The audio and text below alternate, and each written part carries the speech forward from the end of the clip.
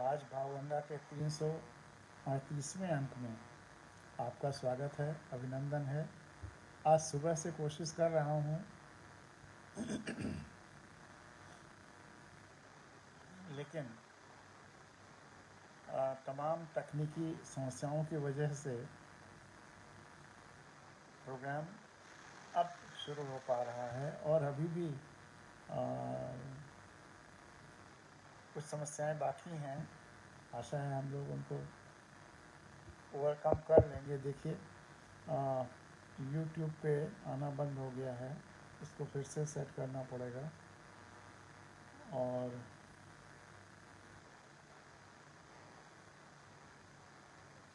अगर ऐसा ही रहे तो शायद ना भी हो पाए आज भी प्रोग्राम।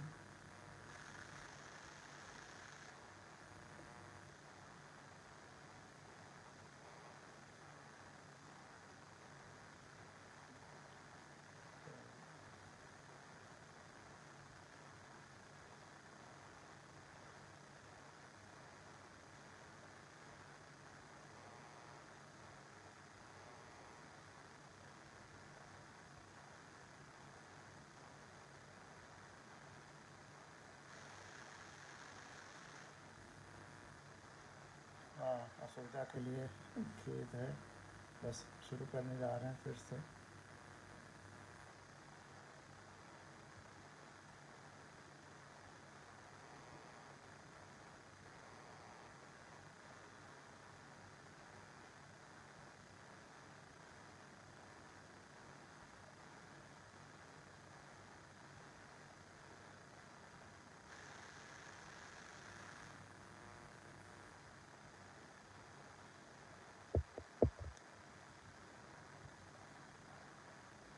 सब मित्रों, परिजनों, आज भावगंगा के इस 338वें अंक में आपका स्वागत है। आज हम लोग दो विशेष चीज़ों पर चर्चा करेंगे। एक तो आज अंतर्राष्ट्रीय योग दिवस है, तो इस पर चर्चा करेंगे। ज़रूरी है ये चर्चा। और योग मतलब ये चर्चा इसलिए ज़रूरी है कि अंतर्राष्ट्रीय रूप पर, ग्लोबल रूप में जिस तरह से मनाया जाता है, शायद मेरी बात सुनने के बाद पूरा पैराडाइम शिफ्ट हो जाए और ये आज के इस आयोजन का पूरा जो शब्दावली है वो चेंज हो जाए। क्योंकि और जिस तरह से मनाया जा रहा है, नीचे का पूरा जैसे कारपेट या कालीन हटा दिया गया है, वह हो सकता है। किस उद्देश्य से, किस रूप में होना चाहिए और किस रूप में मनाया जा रहा है, तो एक तो ये है। दूसरा, देश, कोई भी वो देश उन्नति नहीं कर सकता जहाँ शिक्षा पर ठीक से ध्यान न दिया जाता है। और हमारे देश में शिक्षा का जो हाल था वो तो था ही।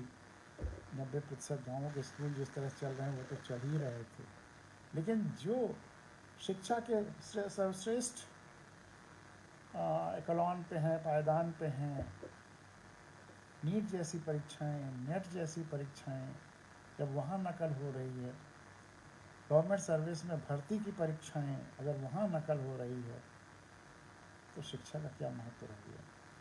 इसका मतलब पूरी व्यवस्था इतनी सड़ गई है और इतने उल्टे सीधे कामों में लगी रह गई है कि शिक्षा उसके लिए कोई इम्पोर्टेंस है ही नहीं। आखिरी पायदान पर, लास्ट देखभाल की चीज़ रह गई है। तो एक थोड़ा सा उस पर चर्चा करेंगे, अगर योग वाली चर्चा के बाद थोड़ा समय रहा तो। लेकिन सबसे पहले चर्चा करेंगे आर.डी. तिवारी जी, जो पूर्व प्रिंसिपल चीफ कंजर्वेटर फॉरेस्ट, सबसे टफेस्ट स्टेट, पिछले 35-40 सालों में उन्होंने जम्मू कश्मीर और लद्दाख उसके प्रिंसिपल चीफ कमिश्नर होकर के काम किया है। उनके अनुभव विलक्षण हैं और उन्होंने ज़िंदगी को बहुत बहुत करीब से देखा है, इसीलिए मेरे मन में उनके प्रति बहुत श्रद्धा है। तो उनका एक छोटा सा आलेख पिछले 2 अंकों को देखने के बाद जो उन्होंने लिखा है वो आपके सामने रखता हूँ, फिर योग की बात करता हूँ। बड़े अंतराल के बाद भावगंगा का सानिध्य प्राप्त हुआ, आभारी हूँ। वास्तव में यह चुनाव जो अभी बीता हुआ 2024 का चुनाव है, जनता ने लड़ा है। चाहे प्रदेश कोई हो, पार्टी कोई हो या प्रतिनिधि कोई हो, जनता ने अपने इश्यूज़ के लिए चुनाव लड़ा है। मेरे आराध्य श्री राम को छल कपट स्वीकार नहीं है। रामचरितमानस लगभग पूरा कंठस्थ है आर.डी. तिवारी जी को, और राम के बहुत बड़े भक्त भी हैं। तो यह मेरे आराध्य श्री राम को छल कपट स्वीकार नहीं है। यह छल कपट ही जनता जनार्दन के आक्रोश का कारण और आतताई के विनाश का कारण बनता है। यह छल कपट ही जनता जनार्दन के आक्रोश का कारण और आतताई के विनाश का कारण बनता है।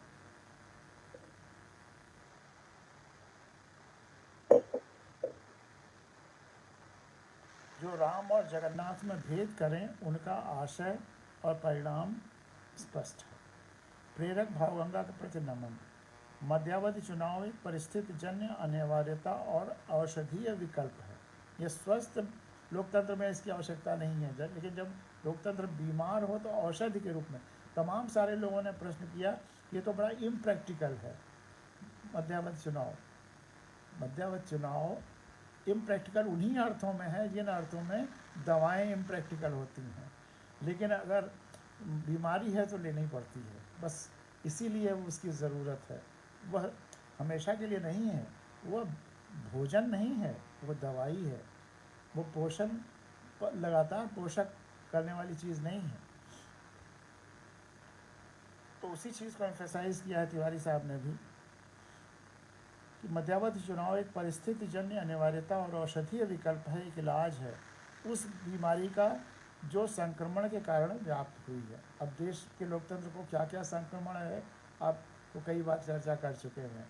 संविधान की गैर जानकारी, इस बात की गैर जानकारी कि हम देश के मालिक हैं, लुटेरों का और पूरा चुनाव व्यवस्था पर कब्जा हो जाना, अच्छाई की जगह पर अन्य कारणों से लोगों को चुनाव में लड़ना, चुने जाने के बाद जनता की आवाज़ विधानसभा लोकसभा में बनने की जगह पर पूंजीपतियों और पार्टियों की आवाज़ बन जाना, ये सब तो मूल हैं और भी बहुत सारे हैं। ट्रांसफ़र पोस्टिंग का व्यवसाय हो जाना, विधायक और सांसद निधि का अधिकांश हिस्सा कमीशनखोरी में खा जाना, क्या क्या नहीं है। शिक्षा और स्वास्थ्य की ये दुर्दशा।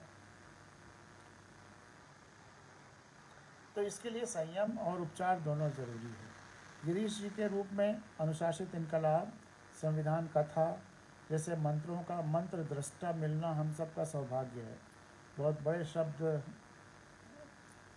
तिवारी साहब ने कह दिए हैं, शायद मैं उस लायक तो नहीं हूँ, लेकिन आपकी भावनाएं हैं तो मैं उसको इग्नोर भी नहीं कर सकता हूँ, इसलिए पढ़ना ज़रूरी था।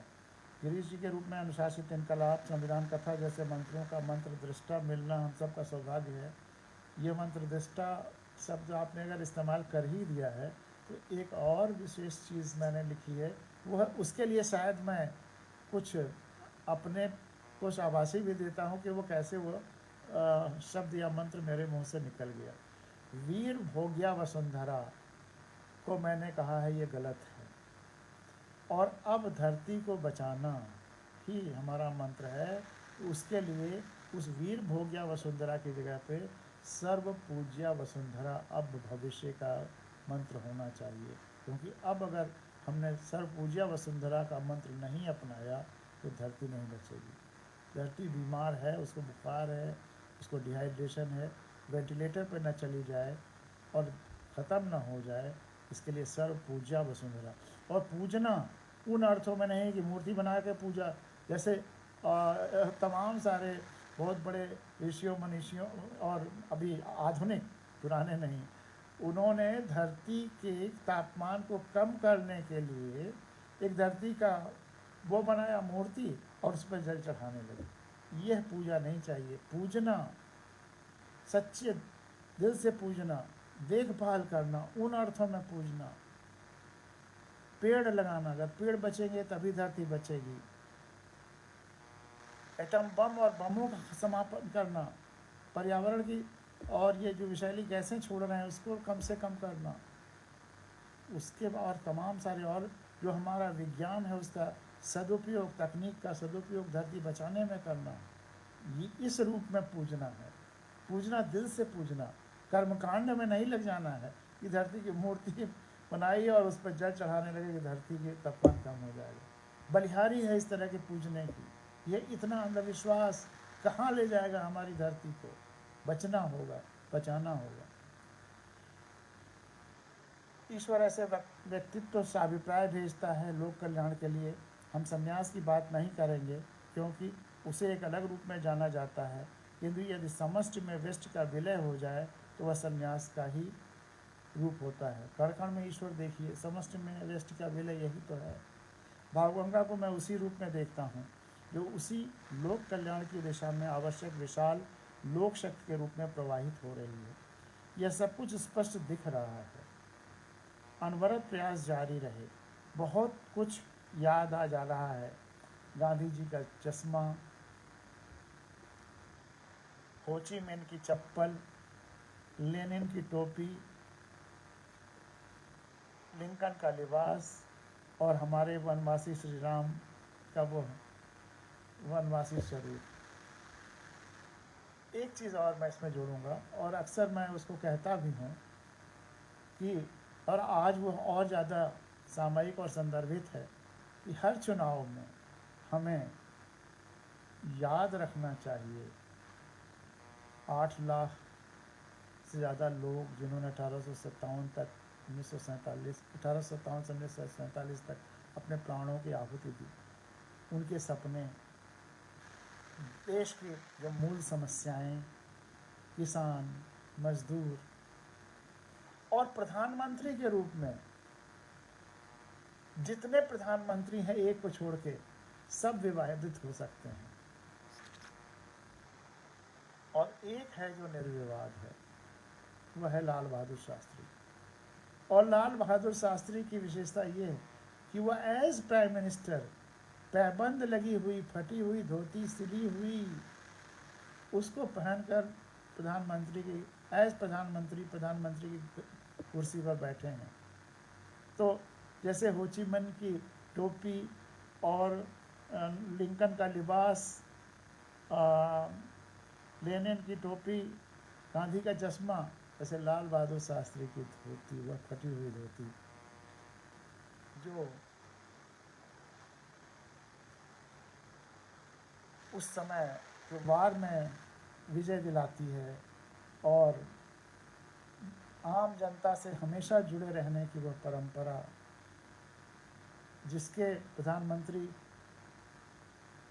वह ऐसा प्रधानमंत्री कि अगर उसके समय में वह आज और प्रासंगिक इस रूप में हो जाता है कि उनके समय में अगर रेल दुर्घटना होती है तो रेल मंत्री से इस्तीफा दे देते हैं।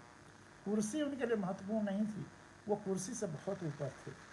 आज जो लोग कुर्सी पर बैठे हैं इतने बौने हैं, इतने बौने हैं, इतने बौने हैं कि अगर उससे उतर जाएंगे तो पतंगे की तरह गायब हो जाएंगे, इसीलिए पकड़े रहते हैं। सैकड़ों दुर्घटनाएं रेल की हो जाएं बड़ी बड़ी, नहीं छोड़ेंगे, क्योंकि जिस दिन छोड़ देंगे पता नहीं चलेगा, पतंगे की तरह उड़ जाएंगे। तो ये जब इतने पतंगे हमारे कुर्सियों पर बैठे हैं तो लाल बहादुर शास्त्री जैसा प्रधानमंत्री, तो उसकी धोती भी हम लोगों को याद करनी चाहिए। तो बहुत कुछ याद आ रहा है, गांधी का चश्मा, लाल बहादुर शास्त्री, मैंने जोड़ दिया, लाल बहादुर शास्त्री की धोती फटी हुई एज प्रधानमंत्री, हो ची मिन्ह की चप्पल, लेनिन की टोपी, माओ की ड्रेस, लिंकन का लिबास और हमारे वनवासी श्री राम का वो वनवासी स्वरूप। तिवारी जी थोड़ा लेफ्टिस्ट हैं तो माओ से भी प्रभावित हैं। मैं लेफ्ट की कमियों की वजह से लेफ्टिस्ट को आराम से स्वीकार नहीं कर पाता हूँ, क्योंकि अगर आप संपूर्ण रूप में देखें तो जीवन के जो 4 पुरुषार्थ हैं, धर्म, अर्थ, काम और मोक्ष, इन चारों का जब संतुलन होगा तभी जीवन और व्यवस्थाएं सफल होंगी, सबको खुशहाली देने वाली होंगी। चारों पर ध्यान देना है। धर्म का ध्यान देना है। धर्म मतलब संपूर्णता से जुड़ाओ, सबसे जुड़ाओ, यही धर्म है। अर्थ अब करेंसी हो गई। जब ये मंत्र कहा गया था धर्म अर्थ काम मोक्ष, तब हम जंगलों में रहते थे, करेंसीज नहीं थी, रुपया नहीं था, सोना चांदी नहीं था। अर्थ का मतलब हमारा जो प्रोडक्ट है, दो ही प्रोडक्ट था उस समय, या तो मानसिक प्रोडक्ट और या शारीरिक प्रोडक्ट, श्रम या विचार। तो शुद्ध श्रम और विचार, यह अर्थ है। और काम हम अपने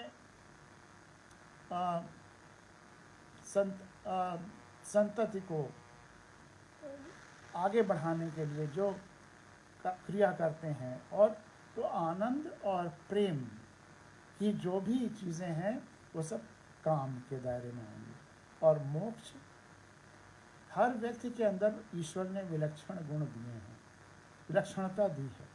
तो उस विलक्षणता को पहचानना, उसे उकेरना और उसको संपूर्ण धरती और सृष्टि के कल्याण को सौंप देना, यही मोक्ष है। मोक्ष का मतलब इस मरने के बाद कहीं आप प्राप्त करने जाएंगे वो कुछ नहीं होता है। इस जीवन में आप में ईश्वर ने जो शक्तियाँ दी हैं उनको उकेरिए और सबके कल्याण के लिए उसका उपयोग कर डालिए, यही मोक्ष है, और कुछ मोक्ष नहीं है। तो इसलिए मैं कम्युनिज्म को इसलिए कमज़ोर मानता हूँ कि उसमें केवल अर्थ पर बहुत ज़्यादा ध्यान दिया गया, और अर्थ भी आज की करेंसी वाले सेंस में, इसलिए उसे मैं एकांगी मानता हूँ।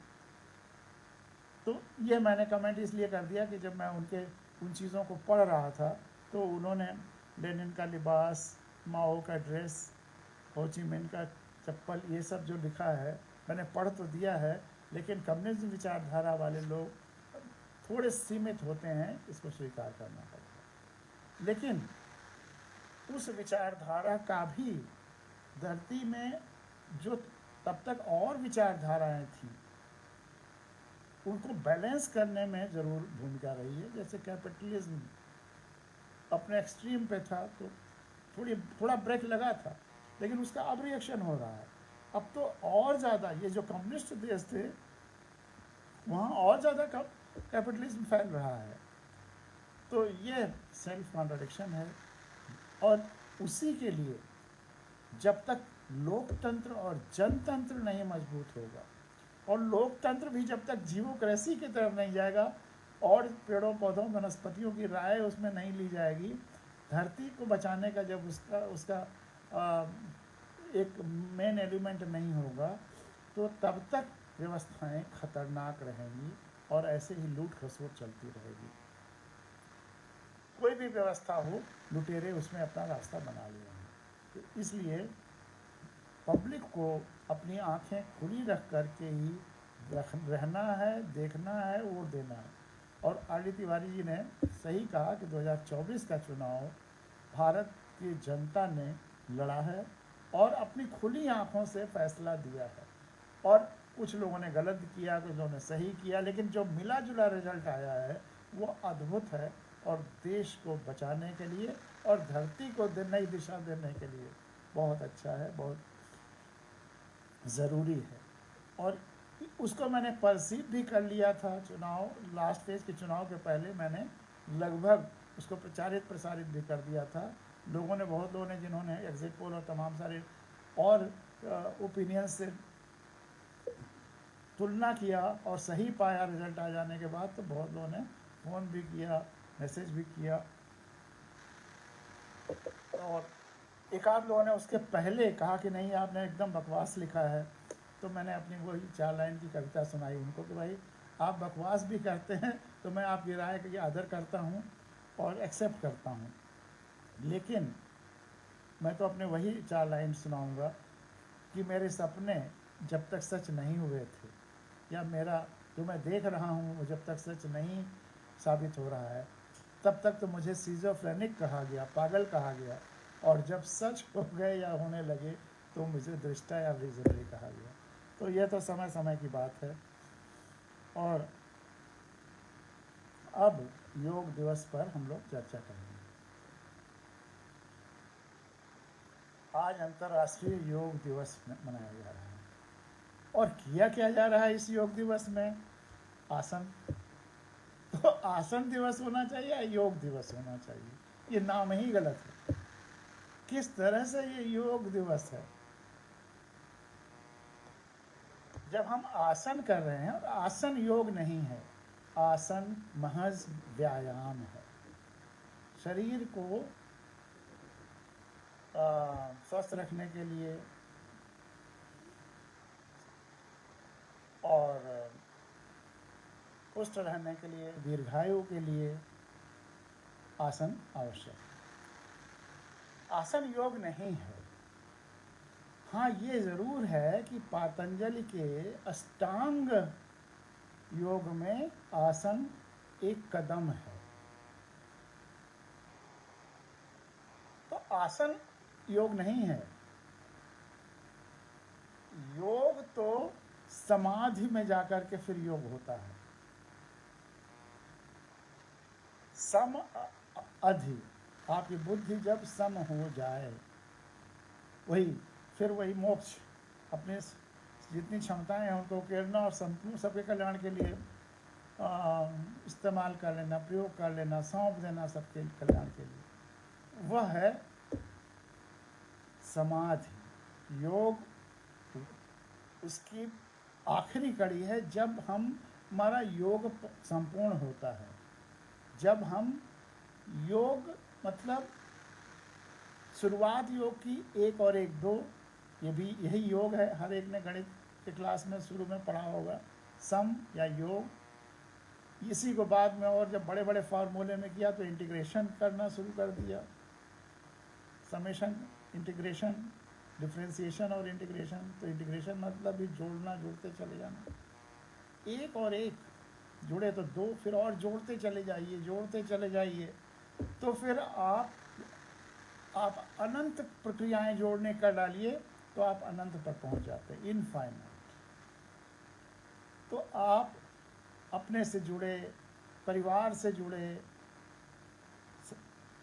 पड़ोसियों से जुड़े, समाज से जुड़े, प्रकृति से जुड़े, देश से जुड़े, धरती से जुड़े और ब्रह्मांड से जुड़े। जब आप ये जुड़ाव महसूस करते हैं, और जुड़ाव महसूस करने की कीमिया क्या है? उसके सुख दुख को महसूस करना, तभी तो जुड़ाव होता है। ये हाथ हमसे जुड़ा है तो हमारे सुख दुख को महसूस कर रहा है।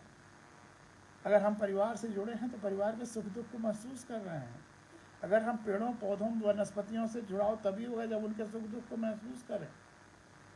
धरती से हमारा जुड़ाव तभी होगा जब हम धरती के दुख को महसूस करें, सुख को महसूस करें। ये जो जुड़ाव है तभी पूरा होता है जब हम संवेदनात्मक रूप से उसका जुड़ाव महसूस करते हैं, उसकी वेदना को अपनी वेदना जैसा समझते हैं। जब ये हाथ हमसे जुड़ा रहता है तो इसको सिखाना पढ़ाना नहीं पड़ता कि शरीर के साथ कैसे बर्ताव करो, ये अपने आप करेगा। वैसे ही अगर हम सबसे जुड़ाव महसूस करते हैं, सबसे योग महसूस करते हैं, तो इसका मतलब ये है कि सबके सुख दुख को महसूस करेंगे और सबके दुख को दूर करने की कोशिश करेंगे। यह है योग। हम धीरे धीरे हमारे जुड़ाव का विस्तार, वेदना का विस्तार, संवेदना का विस्तार जब हमसे बढ़ता हुआ ब्रह्मांड तक पहुंच जाता है, तब हमारा योग सफल होता है। लेकिन योग की शुरुआत और प्रोसेस जोड़ना और जुड़ते चले जाना। अगर ये नहीं है तो हाथ पैर इधर उधर घुमाना, आसन करना और इसको कहना हमने योगा कर लिया, ये महज नाटक है, तमाशा है। और जैसे और तमाशे चल रहे हैं धरती पर, वैसे ये भी एक तमाशा है। इसका न कोई अर्थ है, न कोई मूल्य है। और यह एक ऐसा आयोजन या त्यौहार मनाया जाता है या दिवस मनाया जाता है जिसका नाम ही गलत है। इसका नाम आसन दिवस होना चाहिए। या आप बहुत ज़्यादा अगर इसको कहें कि चलिए हम संपूर्ण ब्रह्मांड से उस जुड़ाव की दिशा में पहले कदम के रूप में आसन कर रहे हैं, जैसे पतंजलि ने शरीर के शुद्धिकरण के लिए यम नियम आसन, यम नियम और अंत में समाधि तक वो ले गए। तो पहला कदम था आसन, और चूंकि वो योग की दिशा में जा रहा है, योग के लिए ही जिस समय हम आसन करें उस समय हम सबसे जुड़ाव महसूस कर, हमारा भाव मन में सबसे जुड़ाव का भाव हो, तो तब वो योगासन बनता है। तो अगर हम उस भाव से कर रहे हों तो आज के दिवस को हम योगासन दिवस कह दें, यहाँ तक सच है। लेकिन इसको योग दिवस, यह तो बिल्कुल एब्सर्ड है। इससे ज़्यादा चीज़ों का गलत रूप से तमाशा बनाने के अलावा और इवेंट बनाने के अलावा और कुछ नहीं है।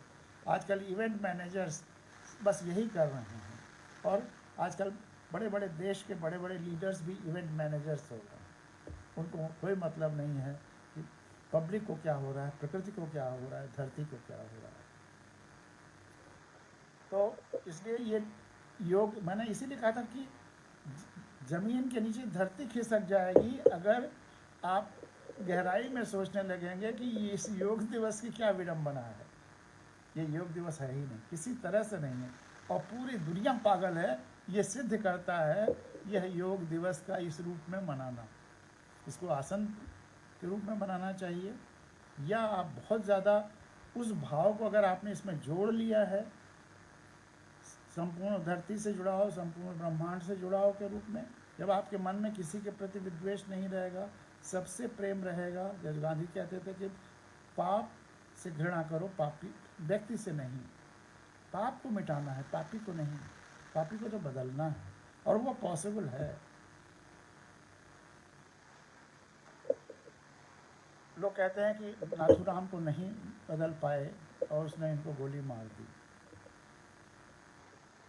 गोली तो मार दी नाथूराम ने, लेकिन उसके जो स्टेटमेंट्स हैं बाद में, वो गांधी की रिस्पेक्ट, घृणा करते हुए भी गांधी के प्रति ज़बरदस्त रिस्पेक्ट नाथूराम ने, उनके अंतिम व्याख्यान आगे के जीवन में परिलक्षित हुआ है।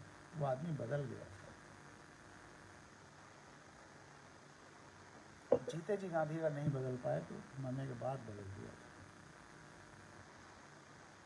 तो मैंने जो योग दिवस पर पहले के सालों में जब ये शुरू हुआ था, तो जो एक राइटअप लिखा था वो आपके सामने रख रहे हैं। आज अंतर्राष्ट्रीय योग दिवस मनाया जा रहा है।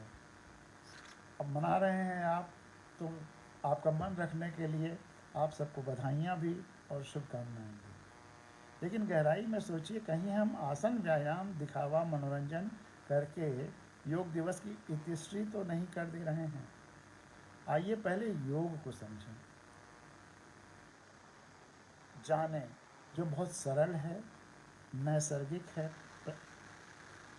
नैसर्गिक मतलब नेचुरल है, जबकि अक्सर लोग इसे कठिन मानते हैं या समझने में भूल करते हैं। यह आज का प्रोग्राम भी, और जो आलेख पहले लिखता रहा हूँ इस पर, वो बहुत ज़रूरी है। इसलिए आग्रह मैं आज आपसे कह रहा हूँ, पूरा सुनिए और बाकी लोगों को भी ज़रूर इसको भेजिएगा। कोई माने या ना माने, लेकिन सच्चाई सबके सामने आ जाना चाहिए। तो इसलिए आप भी अवश्य सुनिएगा पूरा। योग का एकमात्र अर्थ गणित में भी, विज्ञान में भी, जीवन में भी, धर्म में भी, अध्यात्म में भी, सब जगह है जोड़ना, जुड़ना, जोड़ते जुड़ते चले जाना। जब हम समस्त परिवार, समाज, प्रकृति, देश, धरती और सृष्टि से जुड़ाव महसूस करते हैं, तब हम योग कर रहे होते हैं। वही योग की कीमिया है, वही योग का प्रोसेस है। और इस योग का कीमिया या फरिकॉल है संवेदना। वही संवेदना शब्द, संवेदना वेदना से बना है। वेदना मतलब दुख दूसरे का, और संवेदना जब हम दूसरे के दुख को अपने दुख जैसा समझने लगते हैं, अपने दुख समझने लगते हैं, तो ये संवेदना बन जाती है। तो तभी संवेदना, जब हम सबके सुख दुख को अपना समझते हैं तभी हमारा सबसे जुड़ाव होता है। हमारा हाथ तभी बाकी शरीर से स्वस्थ रूप से जुड़ा हुआ है जब वो बाकी शरीर से स्वस्थ रूप से जुड़ा है, जब वो बाकी शरीर के प्रति संवेदनशील है। यदि वह बाकी शरीर के प्रति संवेदनशील नहीं है या बीमार है या उसे लकवा हो गया है तो वह बाकी शरीर से लगभग अलग ही हो गया है, वह जुड़ा नहीं है।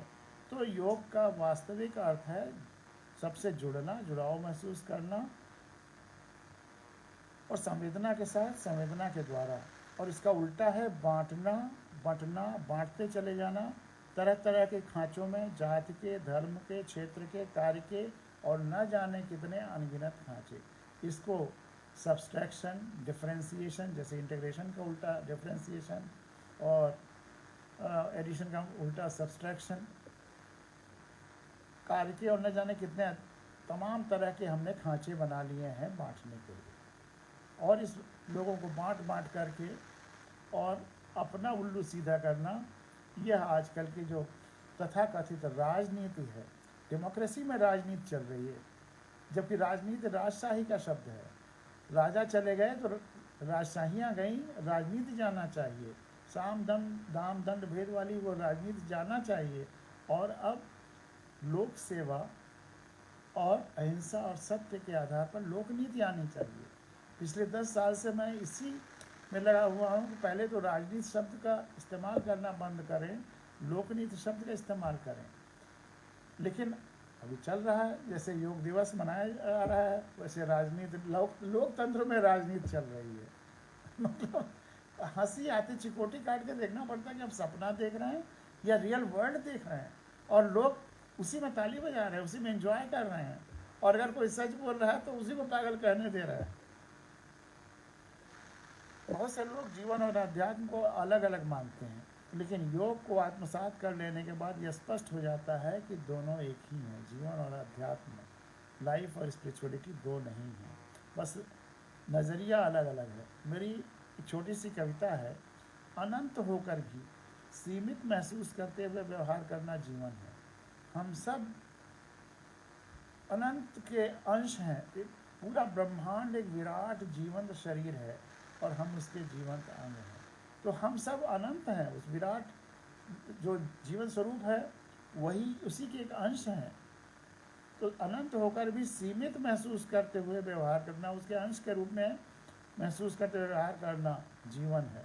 और सीमित होकर हम सब उसके अंश के रूप में शरीर में सीमित हैं, लेकिन फिर भी उससे जुड़ाव महसूस करना, उस विराट जीवन शरीर ब्रह्मांड से जुड़ाव महसूस करते हुए व्यवहार करना, यही अध्यात्म है। उससे इनफाइनाइट ब्रह्मांड से जुड़ाव, हमेशा जुड़े रहने का आभास रखना, यही अध्यात्म है। एक मित्र ने पूछा, ईश्वर पाने का मार्ग क्या है? क्या सत्य आचरण ही ईश्वर को पाने का मार्ग है, या क्या गायत्री मंत्र ईश्वर को पाने का मार्ग है? मैंने लिखा, आइए पहले हम ये जान लें कि ईश्वर या ब्रह्म है क्या, उसका हमारा रिश्ता क्या है, फिर शायद मार्ग की ज़रूरत ही न रह जाए। आइए ये कविता आत्मसात करें। ये अभी जो मैंने चर्चा की है उसी को कविता के रूप में ढाला है, लोगों को बहुत पसंद आती है, थोड़ा और स्पष्ट करती है। ईश्वर ने वह सबसे बड़ी निधि, सबसे बड़ा उपहार जो हमें दिया है, जिसकी वजह से हमारा शरीर वैसे ही बना हुआ है जैसा कि जन्म के समय में था। हाँ, थोड़ा बहुत बढ़ जरूर गया है, लेकिन अनुपात वही हैं।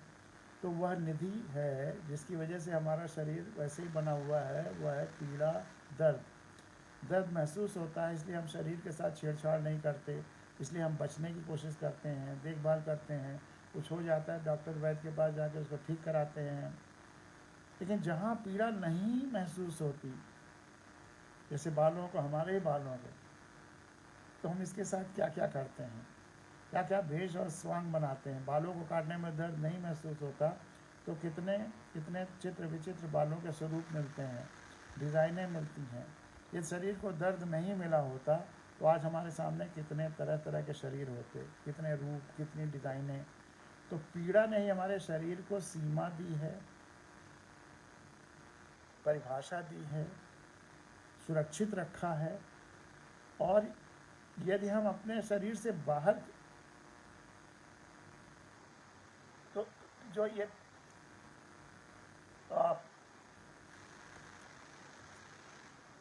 पीड़ा है, ये हमको बचाता तो है ही, लेकिन इसने हमें परिभाषा भी दी है।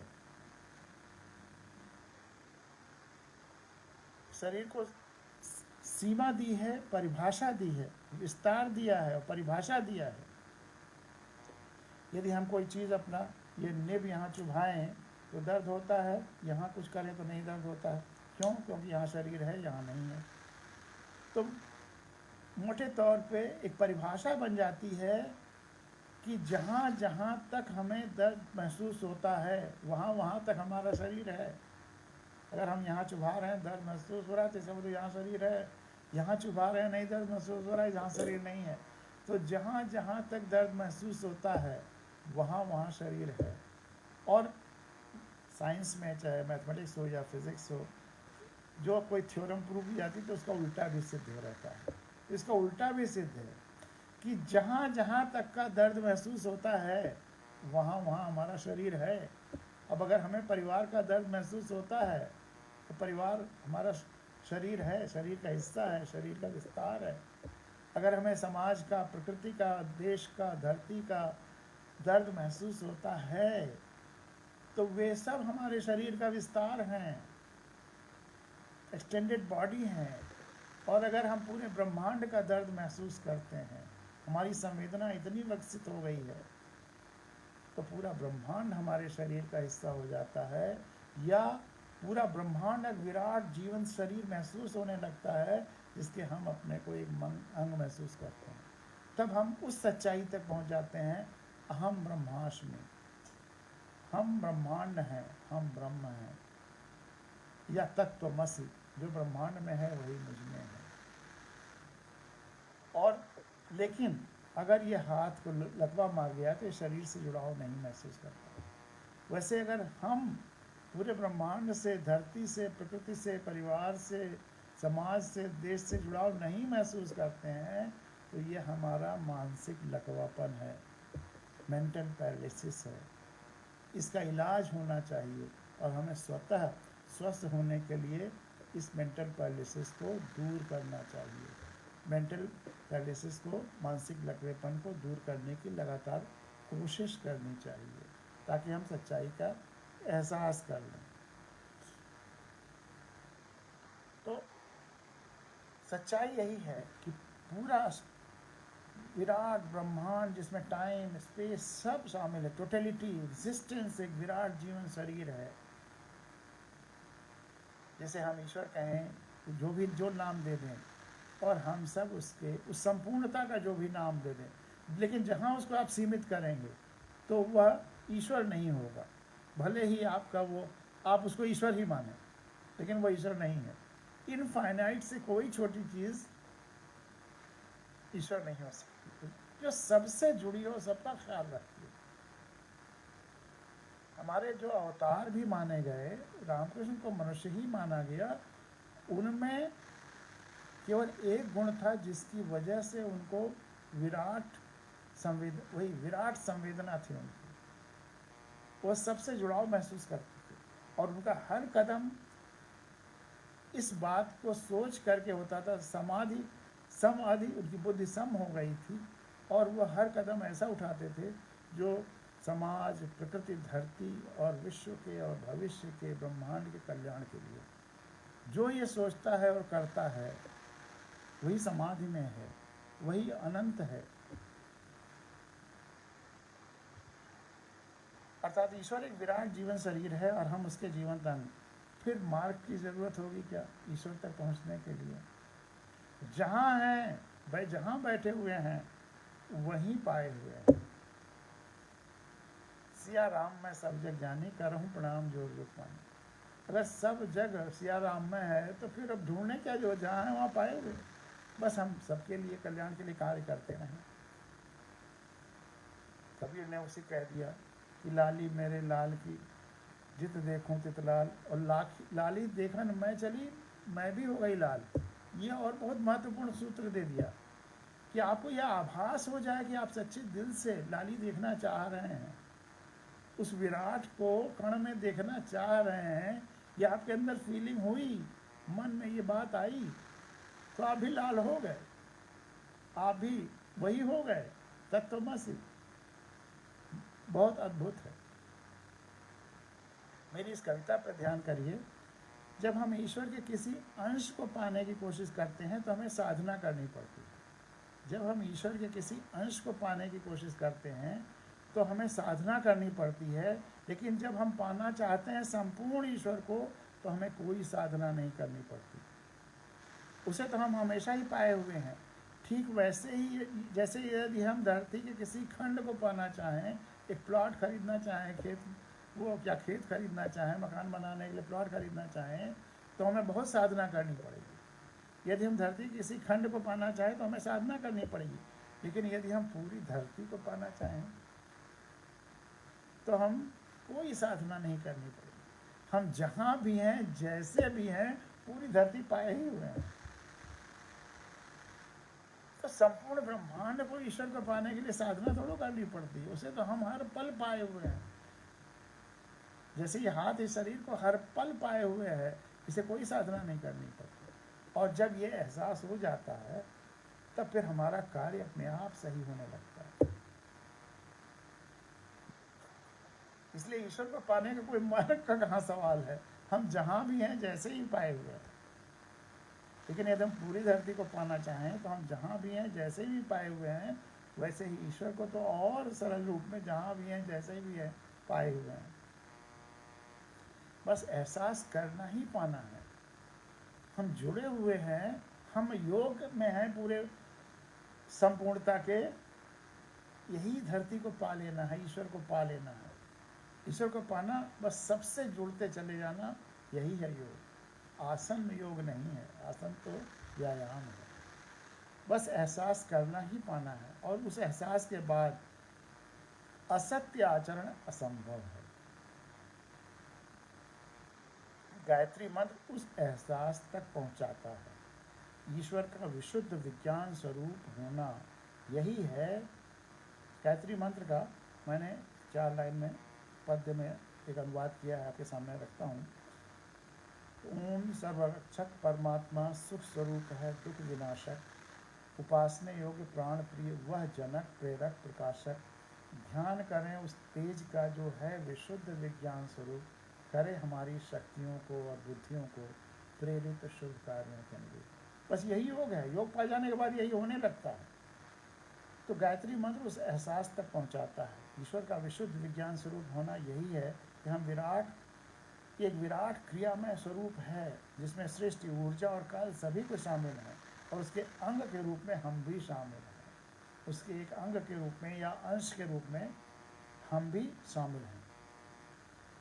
आजकल हम शारीरिक क्रियाओं को, जिन्हें आसन कहा जाता है, उन्हें ही योग समझने की भूल कर रहे हैं। आसन तो पतंजलि के द्वारा समाधि की अवस्था तक की यात्रा का एक कदम है, जिसके माध्यम से शरीर को शुद्ध और स्वस्थ रखने में मदद मिलती है। हाँ, आसन करते समय अगर समस्त ब्रह्मांड से जुड़े होने का या उस तरफ अग्रसर होने का भाव हो, आसन करते समय अगर उस भाव के साथ कर रहे हैं, उन भाव भी मानसिक रूप से चलता रहे, तो वह मात्र आसन न रह करके योगासन हो जाता है। बस इतना है। इस आसन को अगर करने वाले सब लोग संपूर्ण ब्रह्मांड से और समस्त धरती से और सबसे जुड़े होने के भाव के साथ करें, तो ये योगासन हो जाता है। तो तब इसको हम योगासन दिवस के रूप में मना सकते हैं।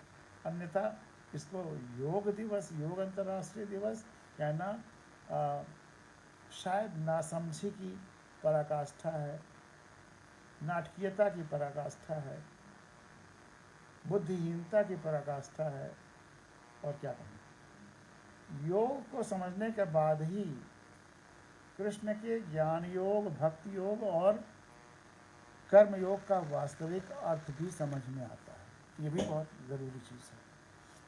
ज़्यादातर लोग कृष्ण के ज्ञान, भक्ति और कर्म योग को समझते ही नहीं हैं।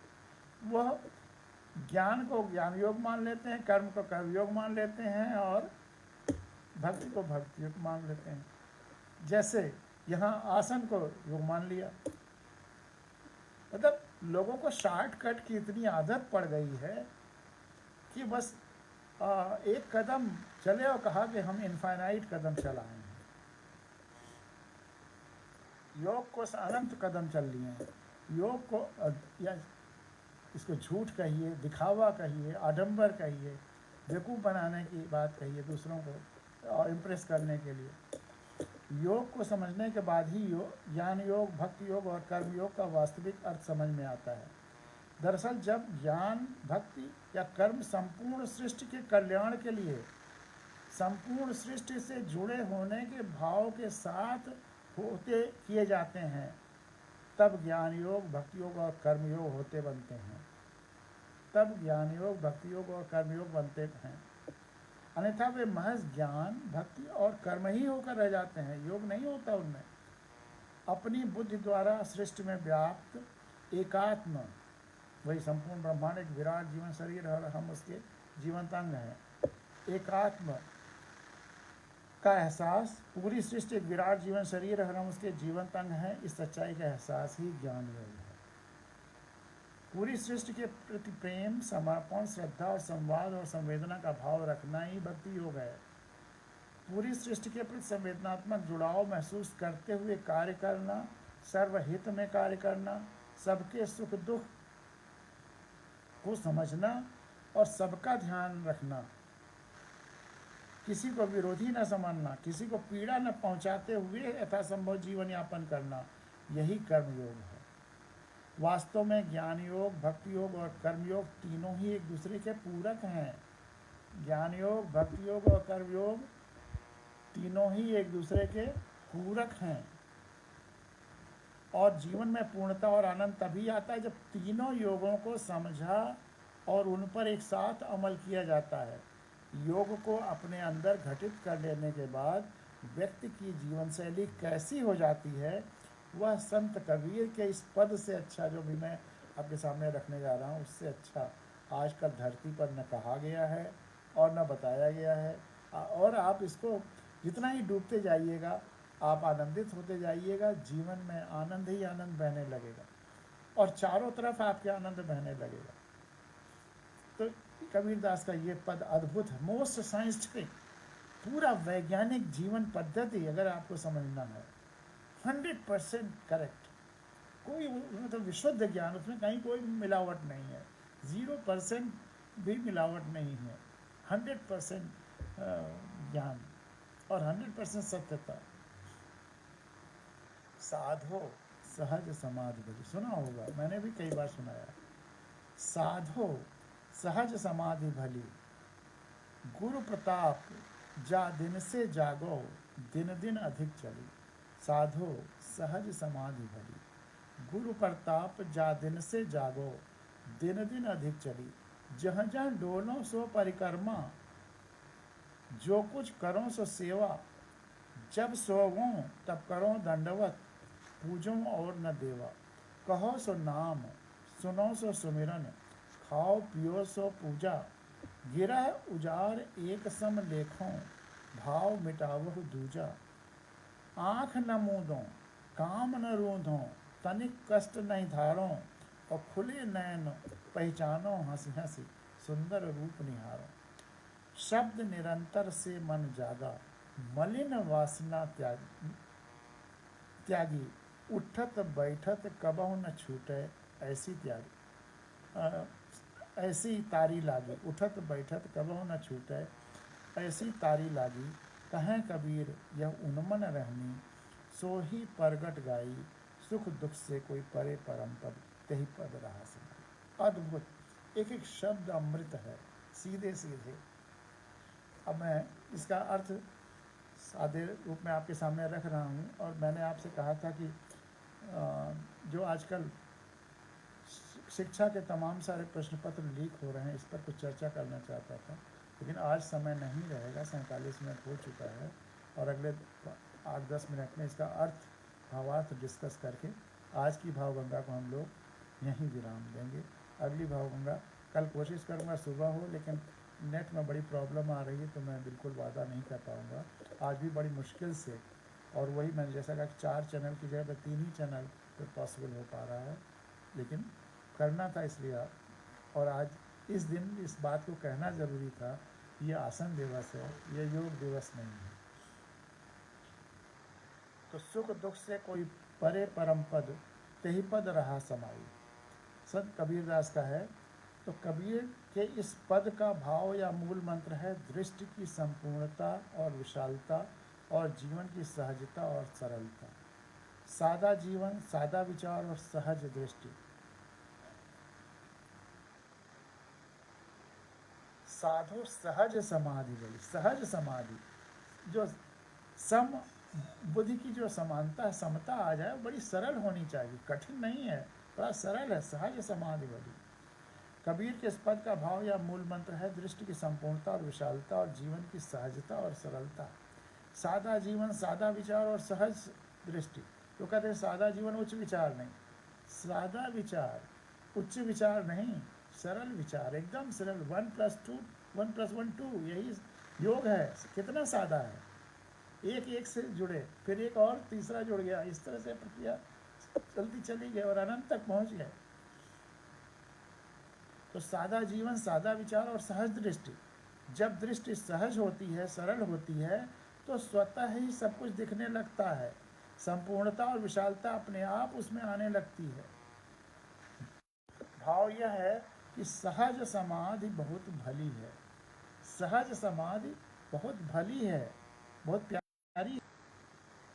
जरूरी है किसी गुरु, सत्संग या आंतरिक साधना से जब हम गुरु, सत्संग या आंतरिक साधना से जब हम जाग जाते हैं, आंखें खुल जाती हैं, आंखों की पट्टियां हट जाती हैं, तो इसका अभ्यास होता ही होता जाता है और ये खुद ही बढ़ती चली जाती है, सघन होती चली जाती है। तब हम जहाँ जहाँ चल रहे हैं, जो भी यात्राएं कर रहे हैं, सब उसी विराट संपूर्ण ईश्वर की परिक्रमा बन जाती। जहाँ जहाँ डोलों सो परिक्रमा।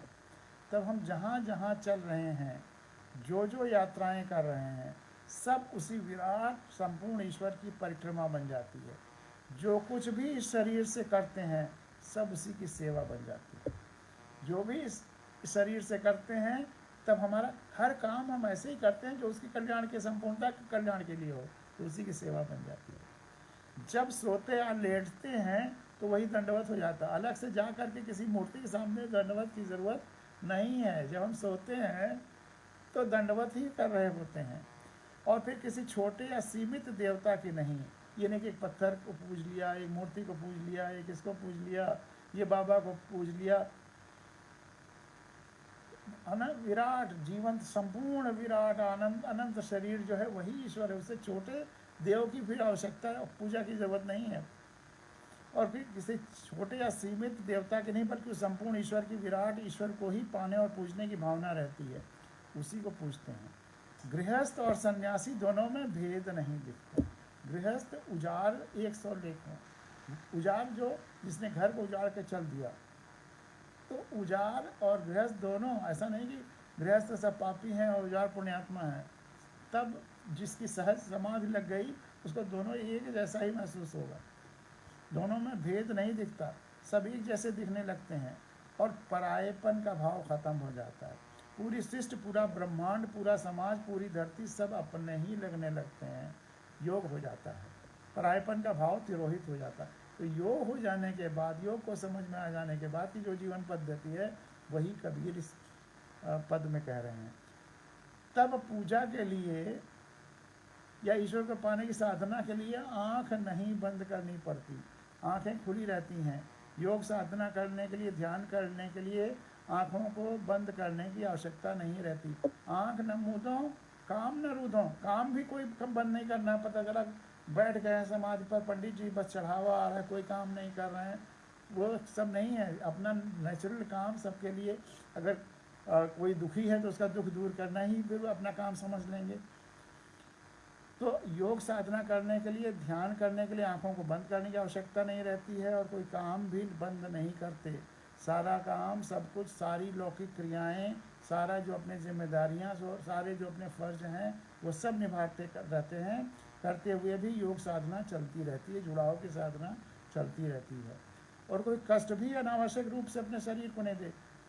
वो क्या अनावश्यक कष्ट नहीं धारों की, पता चला एक पैर पर खड़े हैं या उल्टे टंगे हैं, कुछ ज़रूरत नहीं है। सामान्य तरीके से रहिए, जिए, अपने शरीर को भी नहीं देते, सहज रूप से शरीर की देखभाल करते हैं और शरीर की भी सहज रूप में अपनी क्रियाएं करता रहता है। अनावश्यक शरीर को कष्ट देने की आवश्यकता नहीं रहती है। खुले नयन पहचानो हंसी हंसी, अपने खुले हुए आँखों से अंदर अंदर भाव विभोर होते हुए, हंसते मुस्कराते हुए जो भी दिख रहा है उसको पहचानते हैं कि ये भी सब ईश्वर के ही रूप हैं, क्योंकि सब में वही है। लाली तेरे लाल की पहचानने की भी कोशिश करते हैं, क्योंकि उसके बाह्य आवरण के अंदर, क्योंकि उस सब के बाह्य आवरण के अंदर भीतर वही विराट सर्वव्यापी ईश्वर दिख रहा होता है, और सबके सुंदर रूप को निहारते रहते हैं, मगन होते रहते हैं। योग साधना की उन भावों और शब्दों में लगातार डूबे रहने से, लगातार अभ्यास से ही मन जाग उठता है और स्वतः ही मलिन वासनाएं, गंदी वासनाएं, अनावश्यक वासनाएं खत्म होने लगती हैं। हर वासना का त्याग नहीं करना है, मलिन वासना त्यागी। यहाँ ध्यान देने की बात है कि सारी वासनाओं की वर्जना नहीं है, केवल मलिन वासना, जो गंदी वासनाएं हैं, जो अनावश्यक वासनाएं हैं, जो संपूर्णता के एहसास के लिए, संपूर्णता से जुड़ाव के लिए नुकसानदेह हैं, उन्हीं वासनाओं का त्याग करना है। लेकिन जो जरूरी वासनाएं हैं उनका त्याग नहीं करना है। यह योग साधना तब और सघन होती है जब ये लगातार चलती रहती है, उठते बैठते कभी छूटती नहीं है, इसकी लगन लग जाती है। यह हमारे पूरे व्यक्तित्व, जीवन और कार्य शैली को आच्छादित कर देती है। कबीरदास कहते हैं, यह जो उन्मन रहने की जीवन की शैली है, अपने व्यक्तिगत मन से परे उस समष्टि के साथ जुड़ाव के एहसास के साथ रहने की शैली है, उसे स्पष्ट रूप से वही समझ सकता है, वही गा सकता है, वर्णन कर सकता है, जो सुख और दुख दोनों के एहसास से थोड़ा ऊपर उठकर परम पद अर्थात निर्विकार और संपूर्णता से उपजे हुए और जुड़े हुए आनंद की अवस्था में स्थित हो जाता है, उसी आनंद में डूबा रहता है। लेकिन यह बहुत सरल है, एकदम सरल है, उसमें फिर आडंबर की ज़रूरत नहीं। जहाँ हमने आडंबर जोड़ा, झूठ जोड़ा, तिकड़म जोड़ा, वहीं वह कठिन हो जाता है। एक बार पुनः अंतर्राष्ट्रीय योग दिवस पर ढेर सारी बधाइयाँ और शुभकामनाएँ। जैसा कि नाम से ही विदित है, यह अंतर्राष्ट्रीय योग दिवस है, यानी कम से कम हम अंतर्राष्ट्रीय स्तर पर तो सबसे जुड़ें, जुड़ाव महसूस करें। इस धरती पर जितने लोग हैं, देश हैं, प्रकृति हैं, पर्यावरण, जीवोक्रेसी और इस संपूर्ण धरती से तो जुड़ाव महसूस करें। यही हमारे योग की सच्ची शुरुआत होगी। बाद में हम अपने सौर मंडल, संपूर्ण सृष्टि और संपूर्ण काल और समय से जुड़ाव महसूस होकर वहाँ तक पहुँच जाएगी। यहाँ विराम लेती है। इसी के साथ आज की गंगा के 338वां अंक यहाँ विराम लेता है। कल फिर मिलेंगे। बहुत बहुत धन्यवाद। बहुत बहुत शुभ हो। बहुत बहुत धन्यवाद। आपका आज का दिन शुभ हो।